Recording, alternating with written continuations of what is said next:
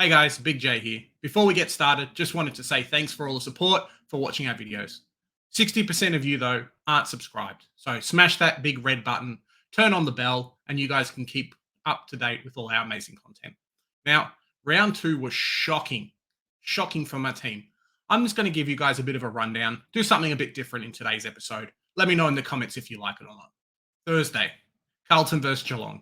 The team was looking all right. Was going well. I felt confident. I brought in a few key players. Nick Dacos came in. Goulden came in. Cogs came in into the team. The spine was looking okay. Then the game started. First game of the week. Doherty gets moved around a lot. Comes in, gets smashed into the midfield. Yes, okay, Doherty in the midfield's okay. But he lost his kickouts. He will look like he was getting pushed around. He looked like, hey, Doherty, what are you doing, mate? Stop being a part of the team and be the team. Scores a 70. Into the next game. Melbourne and Geelong. Okay. It's not too bad. I dodged the gaunt. Some people didn't. I dodged the gaunt. But I did. Dunkley comes out, scores quite well. 117. Can't complain. Next game is where I got really excited. I'm like, mate, Nick Dacos 149. This player I brought in. 149. No complaints. You should have seen me in the Discord. I was going nuts. Nick Dacos, Nick Dacos. You know, all went well. Oliver did a big score. We'll talk about it in our round review today. But, you know, it is what it is. Heading over to Adelaide and Richmond. This is when it starts to hurt. For some reason, in my stupidity, I took out Hopper. I kept Nazara in my team. Hopper comes out and scores, a 130. You know, what can you do? Adelaide, and then Rory Laird scores monster. I almost forgot. Rory Laird like 142. I was crying. I was like, oh my gosh, these players I had in my team. What's happening? It is what it is. At least Dawson came out with a 110. It was junk time score for the last quarter, but it is what it is. I think he started the quarter on 65 or 70 and ended up on a 110. So we'll take that. No worries. Moving down the list. This is where the Bont VC came in. I'm happy. I'll take the 125. McRae will end up being a bit cheaper. You know, it's great for us. St Kilda. Oi, oi, oi. Congratulations to Camilliti. I spoke to him today. He's doing really well. The kid's dominating. Mate, the kid at 100K almost scored more than my bloody mid-pricer, Nazaya Wangareen Miller at 76. What am I going to do when Hopper and all these other players are scoring the same as him? Or scoring more. Sorry, not even the same. Scoring 40 points more. That's Supercoach, right? You pick the wrong mid-prices, it is what happens. Moving down the list again. Freo North. I'm really happy as a North fan. Really, really happy. 2-0 under Clarko. Boys, 2-0. Wooden Spooners last year. West Coast, whatever. But we took Freo's head off. Now, there is some things I have to worry about with the team. We seem to be giving up decent leads.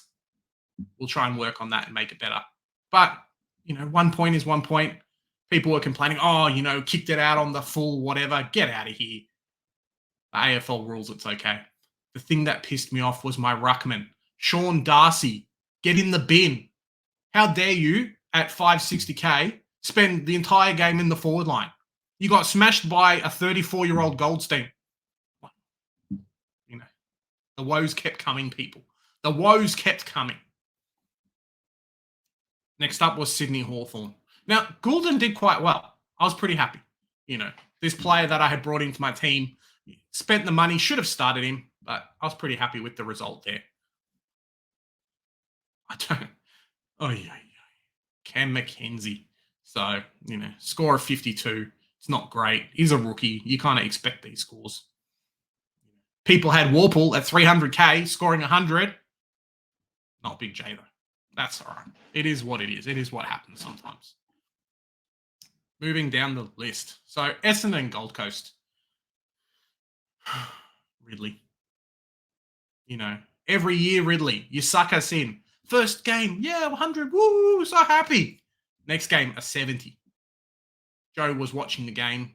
Sad I missed out on all the Fantasy Take TV boys and everyone else down there. Next time I'll be there. But Ridley, apparently he was clunking shots, he wasn't marking, he wasn't intercepting, he was spoiling. Killed his score, right? Massimo came in, kind of took a little bit of that distribution off the halfback. Hopefully that's not a big warning sign for us, but I really think it will be. We have to deal with that as we come. And yeah, no Setterfield either. So there goes a score of like a 150 I don't have on field. It's rough. These games are rough. Alan Davey as well. So that 45, it's a rookie score. I'll take it. He wasn't on field, so I think some people might have had him. I didn't have him on field. Last game for the day. So, and I missed out on Constable, 67. So we'll definitely take that. He's a rookie price player. I would have liked a lot more. I'll have to check out his stats. We'll talk about it in the round review.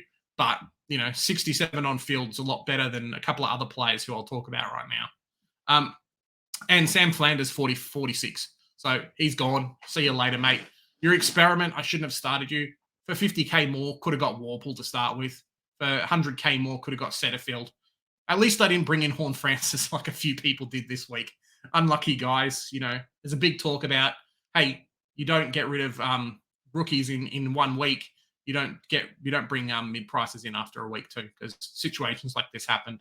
Maybe he'll bounce back, but it is what it is. West Coast and GWS. Cogs did really well. I'll take it. 107.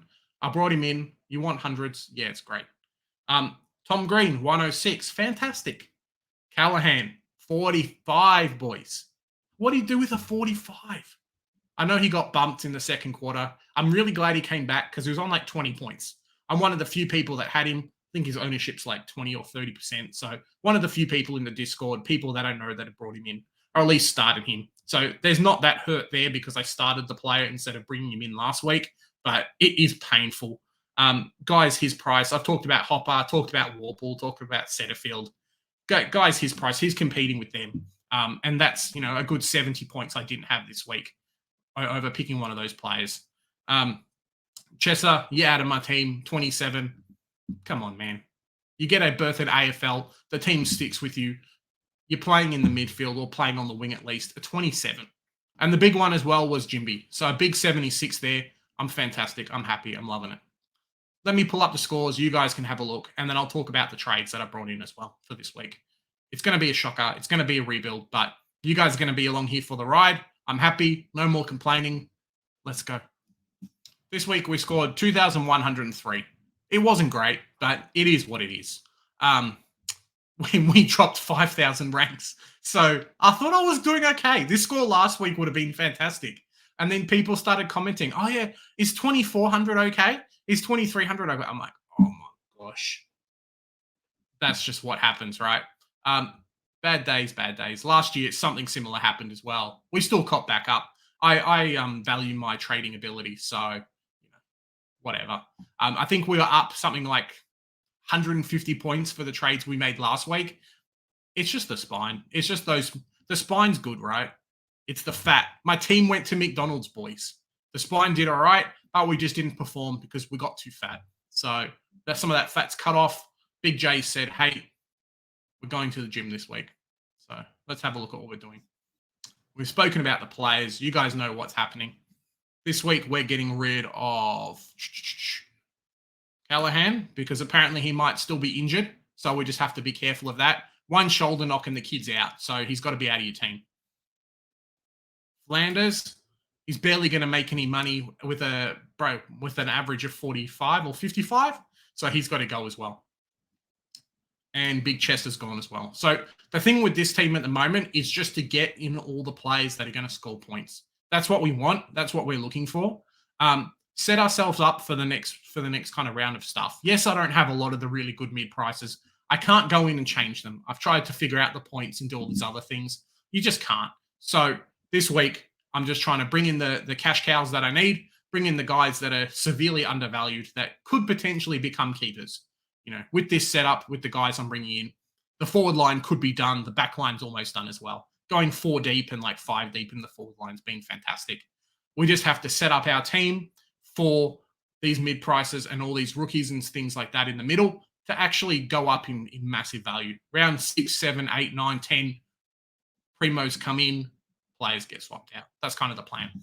First up off the list is big McKenna, he's got to come in. Stupidly, I didn't start him, but look at that break even, boys. Minus 76. Like, come on. He's going to be 220K if he scores a 60. How can I not? Next up on our list in the forward line, Chandler. So similar to McKenna, it's a player, maybe not that I should have started, but a player that I need coming into the season. The season starts round 3. I've said it before. Other people have said it too. Negative 94 break even. So he scores a 37. He almost becomes 200K. It's just silly not to start him. Yes, Cozzy Pickett may come in. I don't think Chandler's the one to go out, though. Goodwin's smart enough that he keeps good players on the field, similar to Hardwick with Richmond. Chandler will play if he's good enough. So I reckon he stays in the team. Someone else will make space for him. And then our last pick is someone who I didn't think I would be picking, but this is what's happened. And that is Big Jack. So looking at his halfback role, looking at his role in defense, I think it's viable to keep him. He is taking majority kickouts. I thought Core coming in would kind of change a lot of that, but watching the game last week, it doesn't seem like it's going to happen. One of the things as well is that Ben Mackay's coming back, but we'll take that as we go. If he ends up being a keeper, we've picked him up at 350K. He can be in the forward line. He can be in the defense. Him and Shees will look to be getting DPP, so it's going to be pretty good for us when that happens. This is the team heading into round 3.